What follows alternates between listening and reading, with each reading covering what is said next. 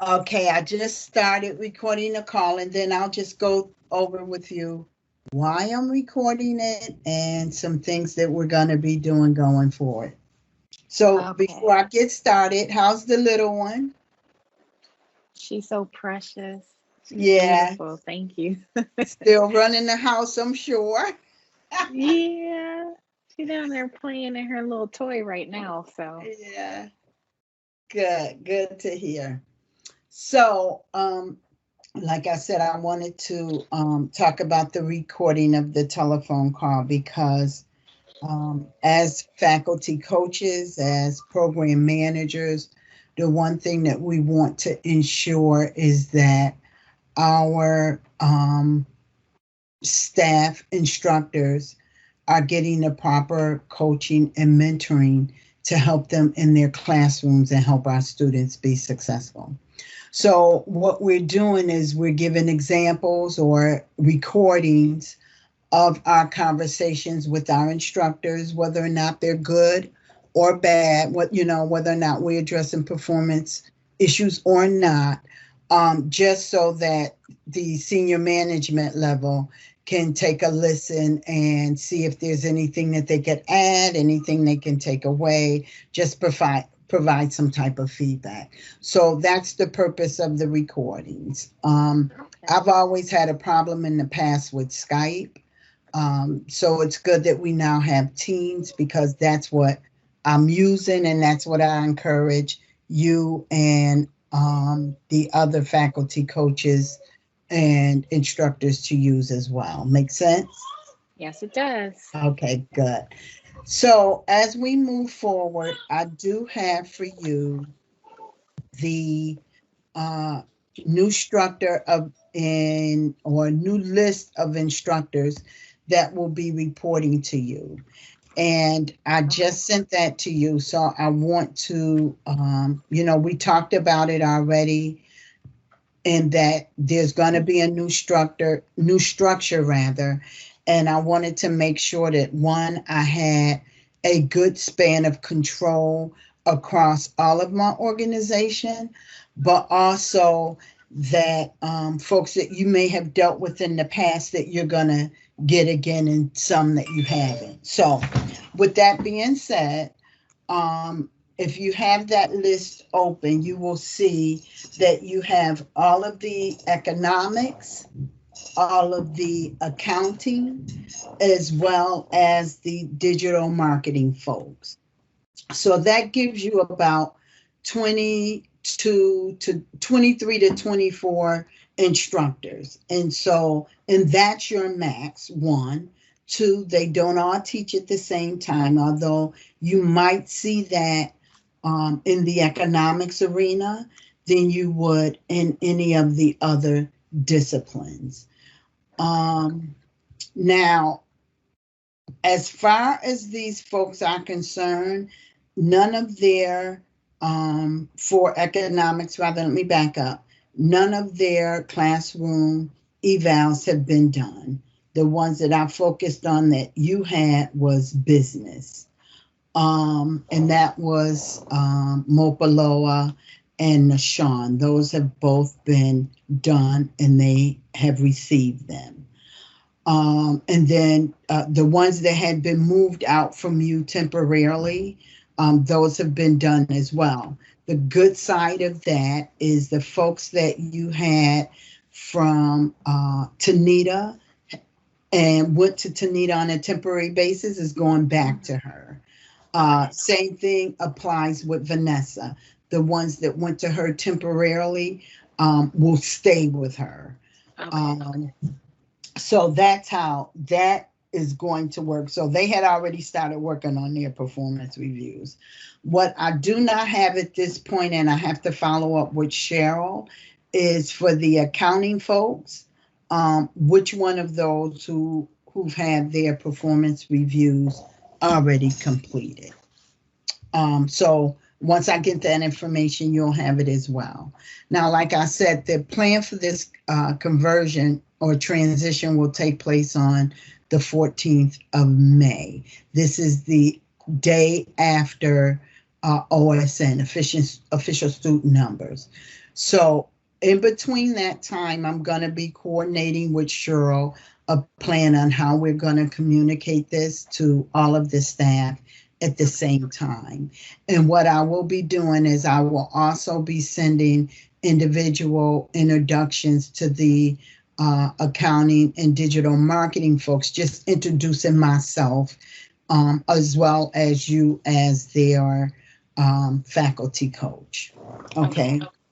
Now, once this transition takes place, the one thing that I would like for you to do, first and foremost, is take a look at their e-portfolio and make sure all of the items that we've highlighted in the past, they're set up in their e-portfolio. And we had that list before. If you need me to put it back out on the share drive, I will, but it should be there. That's showing that they should have their transcripts, they should have PDD forms at least up until January 2021. Their teaching philosophy, so that list is on, like I said, it's on the share drive. If you can't find it, let me know. I believe I have it. Okay, but make sure that those items are in their e-portfolio. Now, one of the things that we started doing that I think is a great idea is that for these PDD forms, whenever we're having a faculty meeting, that we're asking the instructors to upload them to the grade book in the faculty meeting. But for you, you're going to have to send me yours because I will not be able to access your, or you won't be able to upload it where I can access your PDD form. So as the faculty coach, we're asking that you send that directly to me. Okay, no problem. And so that works great because one of the things that we're doing now is we're going through the academic file review. And as part of that academic file review, there's certain courses that's selected, there's certain instructors that's selected. And so as a result, we have to get PDD forms for a certain period, they're teaching philosophy. So there's a number of things that we have to gather. And having that PDD form is really easy at that point in time in case Ricky, who pulls that information, can't access it. Okay. The other thing I wanted to talk about was eRecon. So I know there have been some issues with eRecon and they're supposed to be rebuilding it. I do have a time frame and I will share that with you. I didn't bring that up at all, but I will share that with you, what the time frame will be for rebuilding the eRecon course. Digital marketing, I'm not sure about, so I'd have to take a look at that as well to see if there's any new bills on the slate for digital marketing.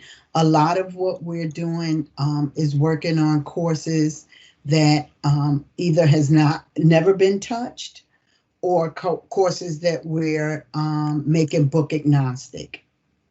And so I know eRecon will continue to have a book. I do not believe it's going to be an ebook.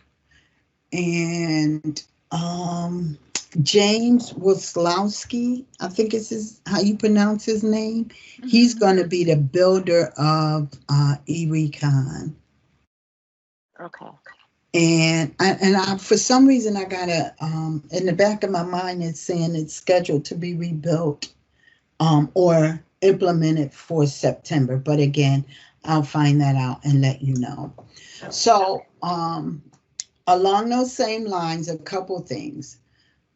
We are asking the instructors who is teaching a class that has a textbook in their class to remind their students in the announcement form that they do have a textbook and they can even provide them with the textbook information. Now, You might think that's an overkill because it is in their tracking calendar. It is linked to their class. But what we found is that it's unfortunate because for me, I think we're doing this as a result for a couple students. But at the end of the day, it'll help everybody. Okay. So we've had some students who's been taking classes and for the majority of their classes, they've been book agnostic, and all of a sudden they're taking a class that requires a textbook and they didn't realize it. So like I've seen something where students said, well, it's not on the supplemental syllabus, and she's absolutely right. It isn't. It doesn't go there. It goes on the tracking calendar. But at the end of the day, this is something that management wants us to put out there as a reminder to our students, because the majority of our courses, I would have to say, I think about maybe 65% of them are book agnostic, but the other 35% is not. And so we have those type of students who've been taking all these courses for the last few sessions or terms. And like I said, they've been book agnostic, and all of a sudden they have a course with a textbook that they didn't, for some reason, realize it, didn't see it on the tracking calendar, it wasn't linked to the class, etc. So to be on the safe side and to make sure everybody gets the same message, we're encouraging the instructors to put that in an announcement, just reminding the students, if there's a textbook in the class, reminding the students what that textbook is and provide them with as much information as possible. Okay. Before we go on, I just want to back up really quickly to the e-portfolio. Mm-hmm. I responded, I'm still working my way through emails, but I sent you a copy of my e-portfolio, not e-portfolio, excuse me, my PDD Your form PDD. today. Right. Yeah, and then there was a message to grade the PDD forms. What is that? Let me take a look. It might be because you were not, you were identified maybe as a participant in the grade book. So what happens is, like I was saying earlier, the instructors are now uploading their PDD forms into the faculty meeting grade book. And when they do that, we have to go out there, look at them like we should be doing, look at their responses, address any issues that they may have brought up in their PDD form, but then we should give it a grade. And that grade would, then that grade will be in the Blackboard grade book for that faculty meeting. And so it could be why you received that mail, based on what your role is in the actual grade book. I'm not sure. I'd have to take a look. Okay, it just sounds different. It sounds like maybe it's a new process that was implemented or something, while I was out. This whole thing with you having the or having the instructors upload the grade book, this is the PDD form, I'm sorry, to the grade book, that is new. So we just started doing that in January. So again, that could be it. So I'll have to take a look. I'll take a look and let you know. Okay. Okay. Okay. So the other thing I wanted to talk about, and I just want to bring this up, but one of the things that I also wanted to do was talk about the portfolio project and using the rubrics in the portfolio project. And I am going to go through this more in detail with all of you during our faculty coach meeting next week.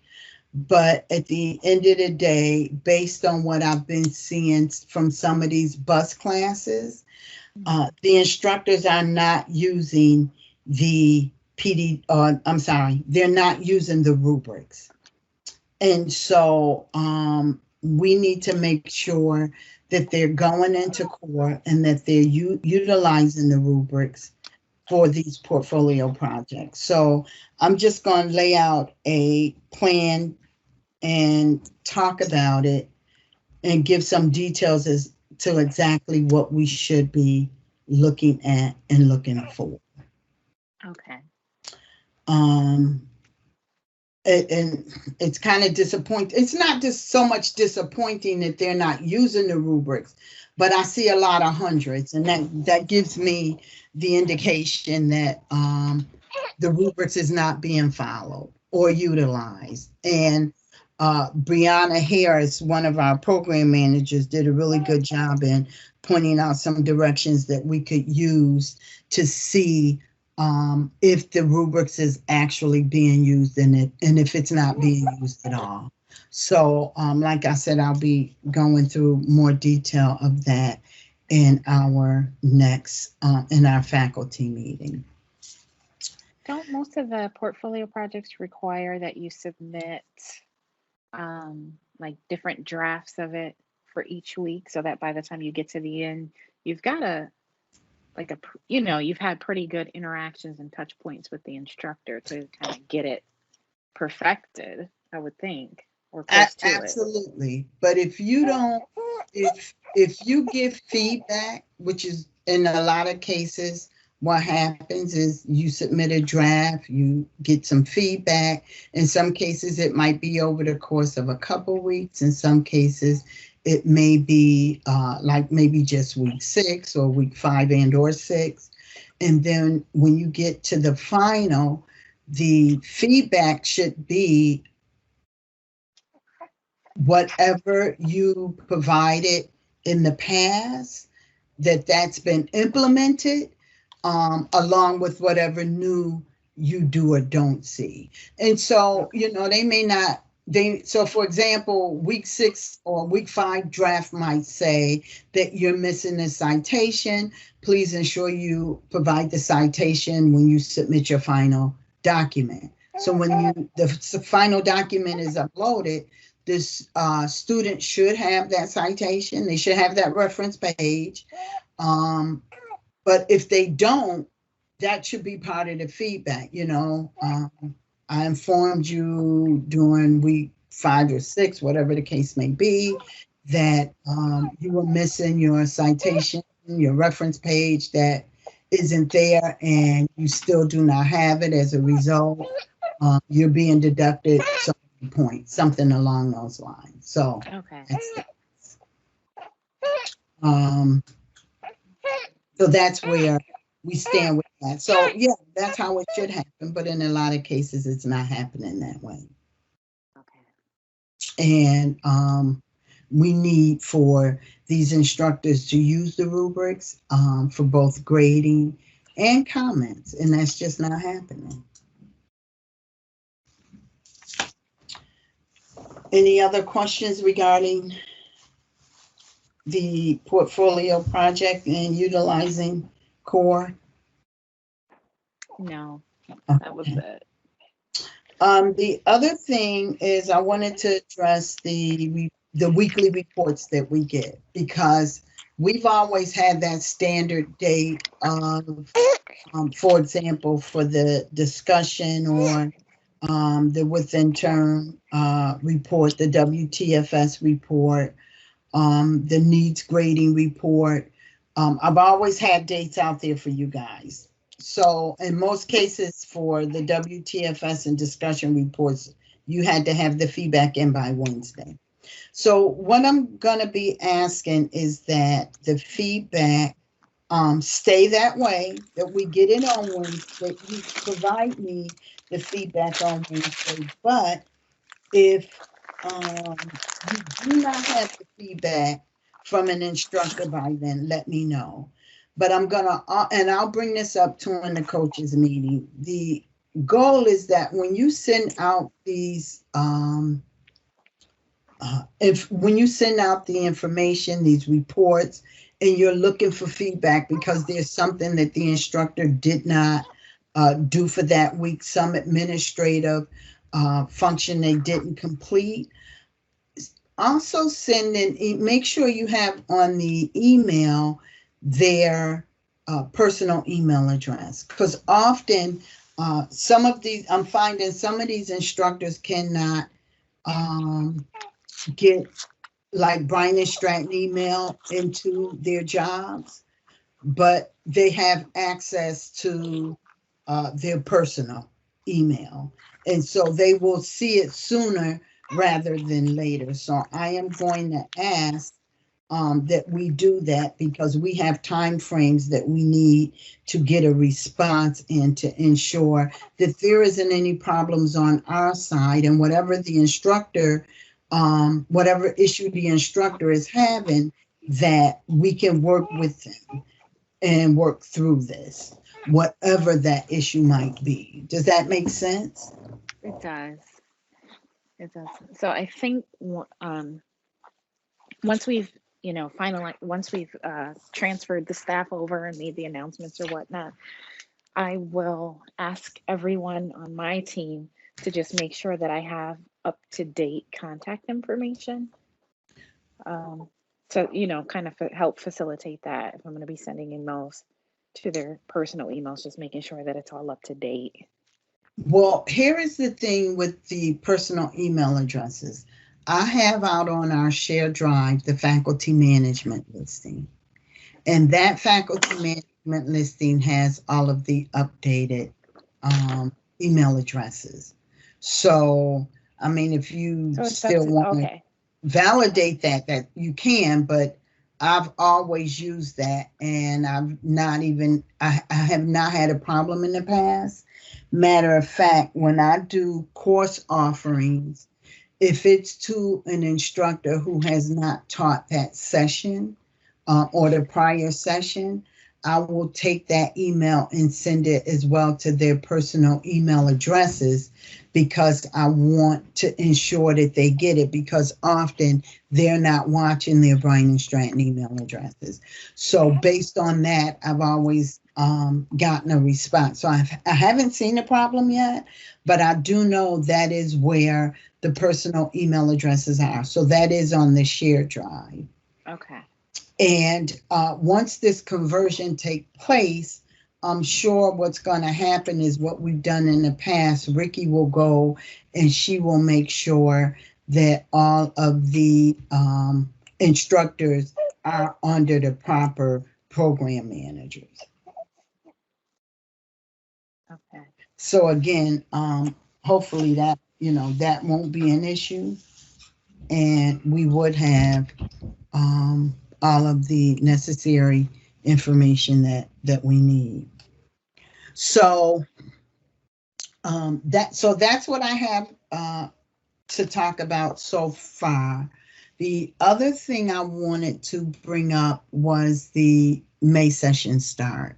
So have you thought about when you're going to have your session start meeting? I was going to talk to you about that because I don't technically have a team yet. So normally I would do it on the Monday before the session starts, which would be next Monday. But we're in transition. So do you want me to make an announcement to the folks that you just emailed me and say, I'll be your faculty coach. We'll have a meeting on Monday? No. Okay.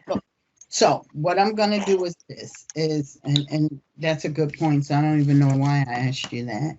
The folks that you had, I will set up a call with them. Hold on, let me just think about this now. Matter of fact, the only ones we're going to have a session start meeting with is going to be the economics guys. So I've had that meeting before, and I will schedule that meeting this time.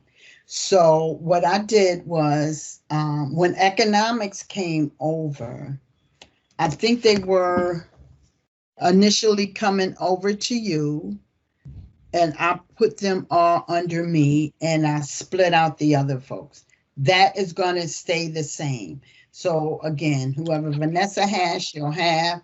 Whoever Tanita has, she'll have. And so what I will do is I will set up a session start meeting with the economics guys, and then I will invite you to that meeting. Okay. Okay. And I will, whatever I do, I will have I will record it as well. So whoever misses it, at least they'll get the recording. And again, this is where teams come into play. So you should be able to set this up and going forward as well, utilizing Teams and recording those meetings so you can send it out to all the folks, and those who weren't able to attend can then attend.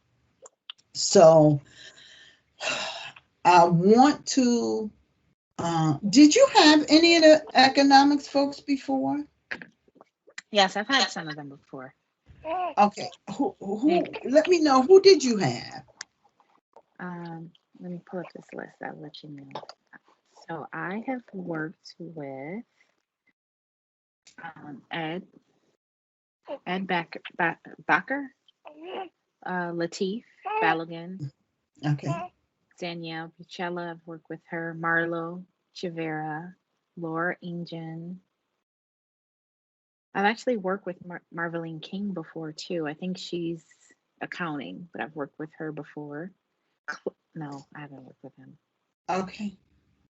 Kevin Utzig, James Waslowski. But so you've had quite a few of the economics guys before. Yes. Okay. Okay. So Ed, I already did his DOT docs. Those were done. And I think I might have put that in the email.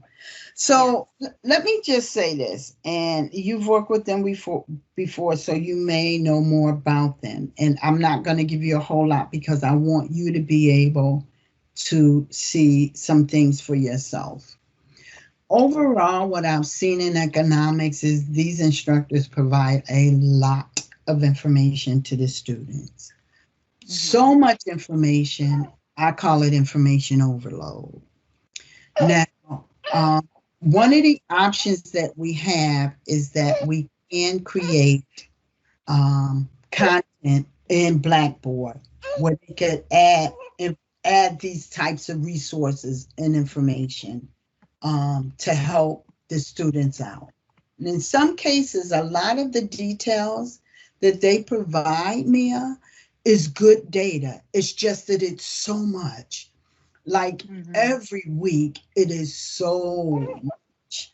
And what I've recommended to some of the instructors is that instead of putting all of this information for the student to read in the discussion or in the announcement, since you're having some type of virtual office, why not utilize that time and go over some of those resources?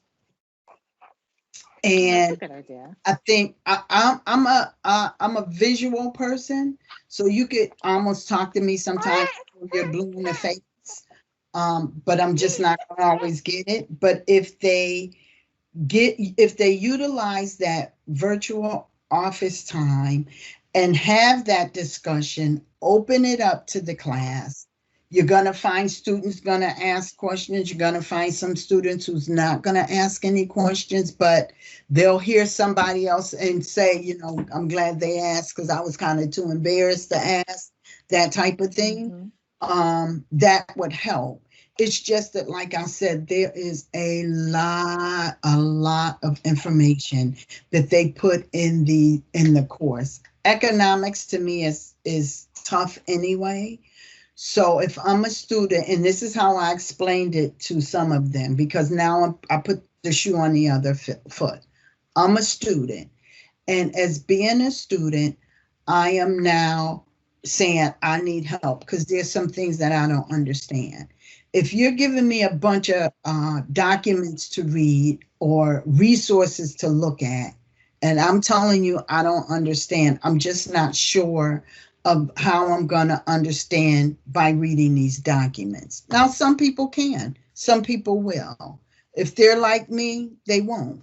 So but again, if you utilize that time, that virtual office time, and have a session, then you can show the students what you mean, or show the students how to resolve a problem, or show the students how to look at the economy from eyes of today or eyes of current events. Make sense? It And does. I just don't think they can get that from all of the documentation. The other thing I explained was that if I am already behind, the last thing I have is time to read a lot of documents to try to get myself up to snuff or get myself to a position where I better understand.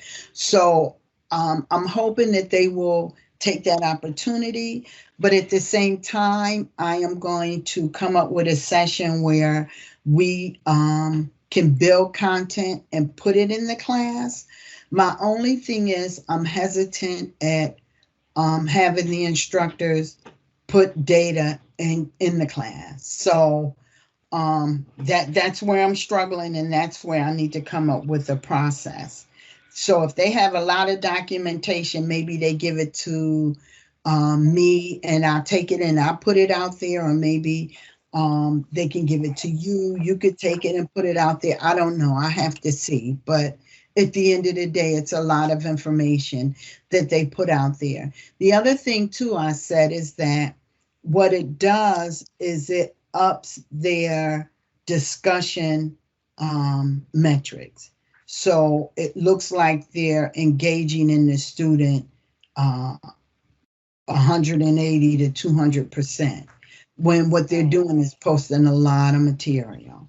And I want that discussion to be useful for engaging with the student, making sure that they understand the students is learning, because that's part of the active learning, is knowing how can you tell whether or not the student is actually obtaining the information that you're providing.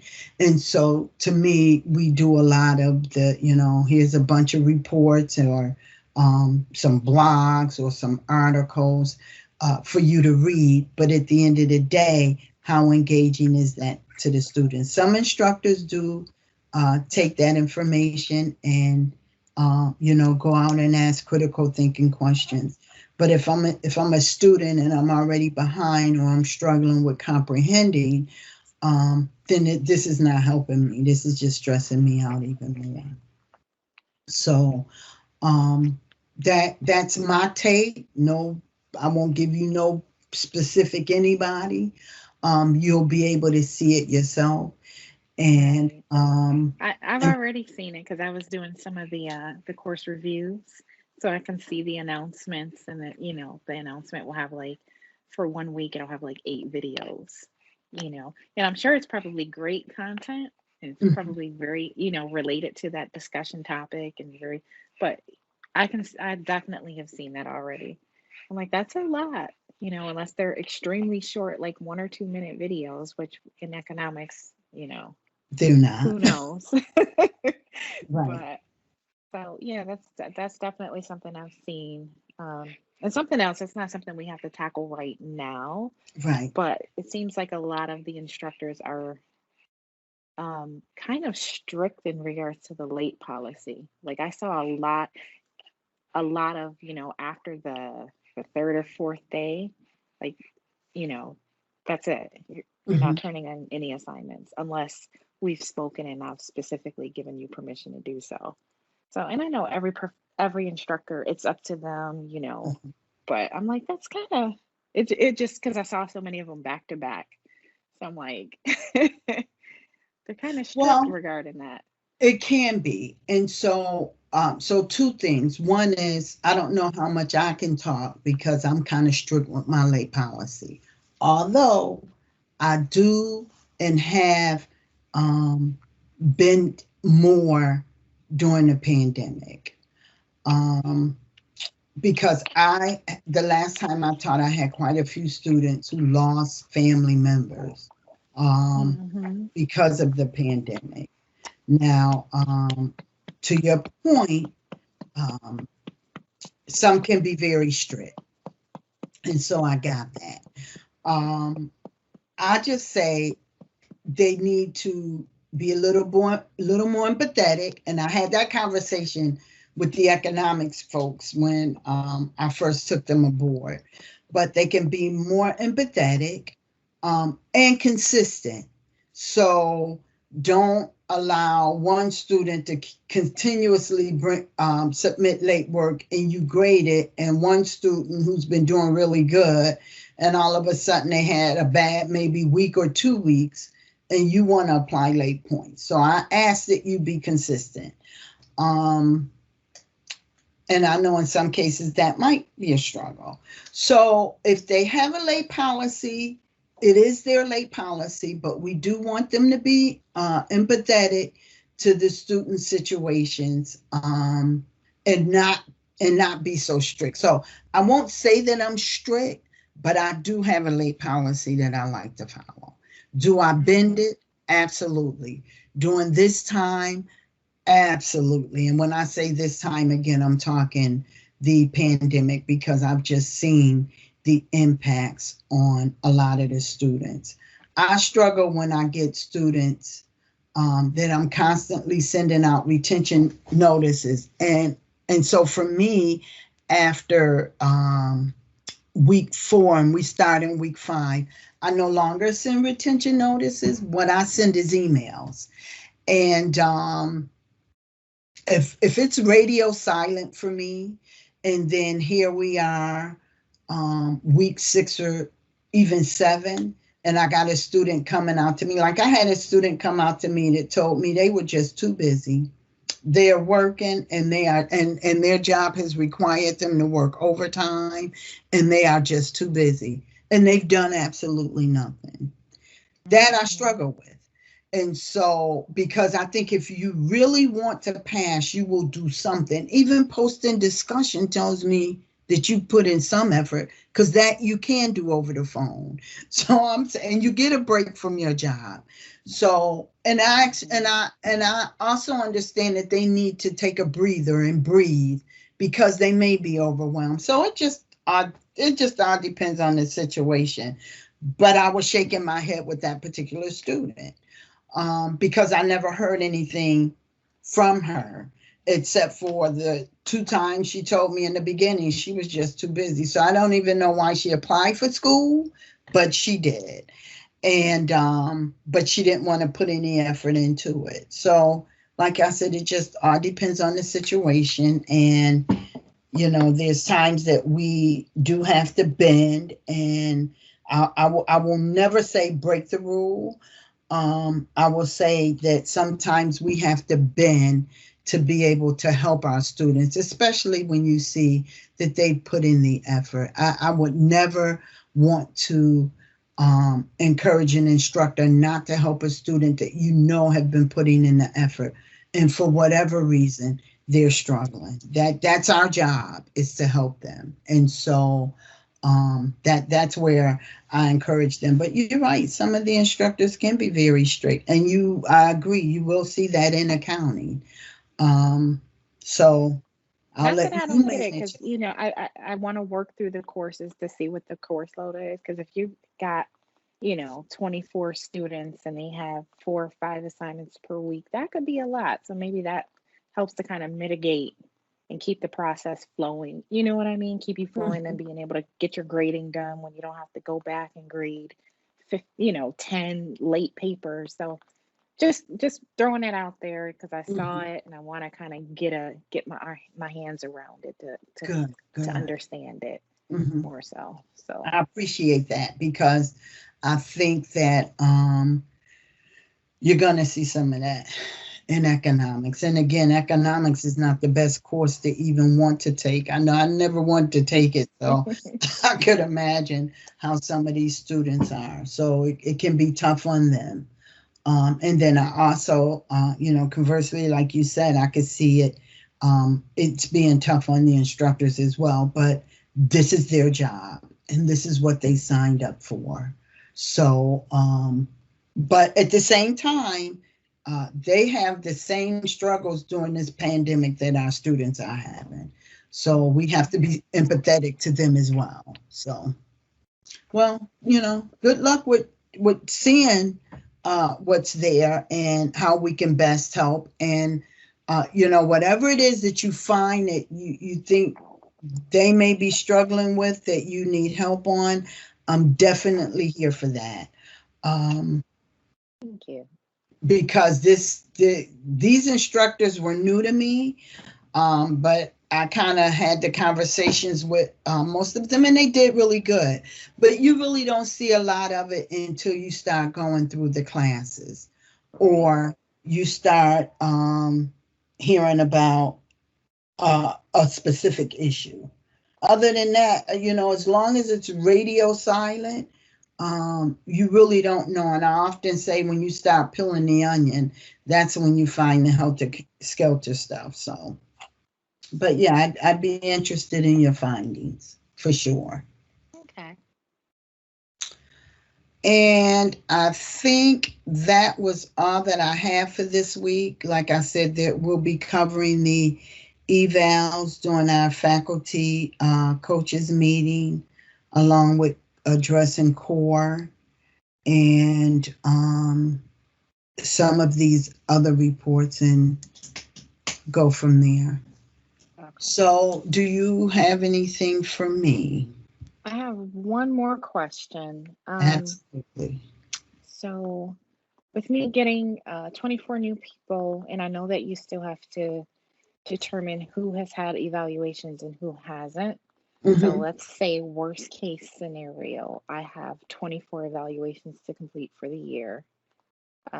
Let's rule out the May session because that's about to start.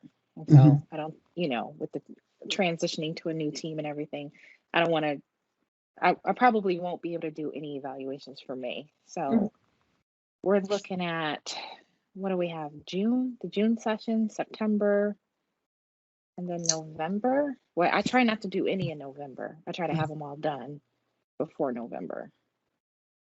Okay. So let me ease your mind a little bit. First of all, Okay.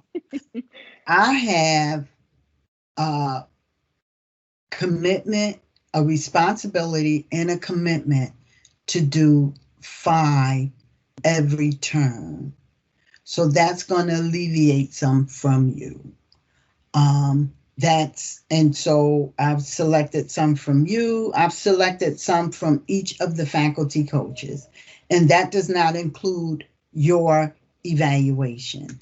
So I do not foresee you having to do what we might call a catch up. Okay. Okay. And then keep in mind, I'm not just here as a program manager. If you see that, if we get to a point and you see that you're falling behind or you can't get some done, you just need to let me know. That's what I'm here for. I can help you with those as well. So I don't foresee that being an issue. So I'm going to say this. In June, let's take a pulse check and see where we are. And then if there's any concerns, we can talk about it and then come up with a plan from there. Does that make sense? It does. It does. Thank you so much. Yeah, yeah. Again, that's not a problem at all. I was like, I'm gonna have some long weekends. I'm be No, no, working. no. And like I was Okay. telling you, like I said, when you went out, I wanted to make sure those guys knew to do evaluations for instructors that belong to you. But like I stated earlier, it actually worked out for them because they're going to be keeping these people permanently. So they've already gotten some of those done. But again, I don't expect for it to be an issue, but we will take that post check. And Okay. any concerns at that time, we can come up with a plan and maybe even come up with a plan anyway, just to make sure that no one slips through the cracks. Sounds good. And, Perfect. okay, good. Anything else? Um, Do students have access to Teams now? Should instructors, because I know we're telling them to move over to the new supplemental syllabus because we're phasing out Skype. So should they begin using Teams like immediately? To my knowledge, they do not have access to Teams as of right now. Matter of fact, I'll be meeting with Kim tomorrow, and this was something that it was a question that came out before, and I don't think she had a confirmed timeline. So when I meet with her tomorrow, I will see if we have a timeline for the students accessing Teams. Okay. And I will tell you some students use Teams on their jobs, like some of our adjuncts. Quite a few of them have already told me, I use Teams on my job all the time, yada, yada, yada. I'm just like, okay, well, that's great. So some may already at least is familiar with it because they're using it on their job. But again, I'd have to find that out for sure. Okay. That's it. That was my last question because they were asking, should we still, some people still choose to have office hours and they were using Skype. So. And it was working well for them, yeah? I'm assuming so. Or I never could get Skype to work for me, but I'm assuming it is.